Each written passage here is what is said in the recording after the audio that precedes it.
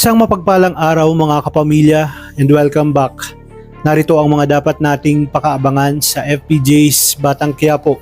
Pero bago ang lahat, kung bago ka pa lamang sa akin channel ay baka naman pwedeng makahingi ng isang like, share at subscribe. Habang nagluluksa si Tanggol ay bumalik nga itong si Rigor sa presinto ng Lasing para ipag-utos sa kanyang mga kapulisan ang paglusob nila sa lamay ni Santino dahil malakas ang kutob niyang naroon si Tanggol. Agad niyang pinag-utos na kapag nakita nila si Tanggol at mga kasamahan nito at nanlaban ay shoot to kill nga at wala nang tanong-tanong pa. Sinubukan naman ni Mando na pakiusapan si Rigor na sana man lang igalang nito ang lamay ni Santino at wag nang gumawa ng ano pang gulo. Ngunit hindi nakinig itong si Rigor at mayabang na sinabi na siya ang hepe at siya ang pinakamataas.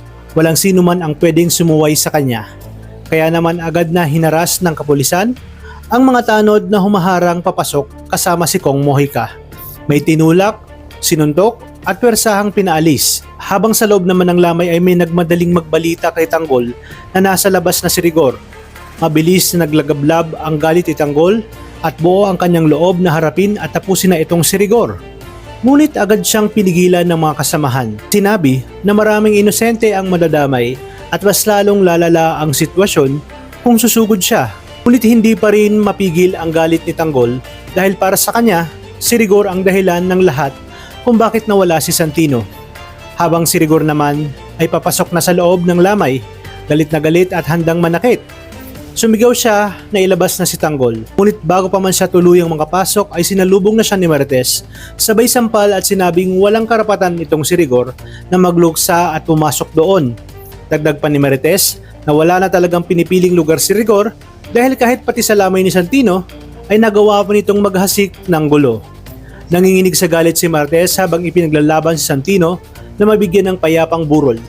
At dahil sa sobrang galit ay agad na binunot ni Rigor ang kanyang baril at itinutok kay Marites. Nagbanta na ipapakulong niya silang lahat dahil nagtatago sila ng kriminal tulad ni Tanggol. Dahil dito ay tumaas ang tensyon sa buong paligid.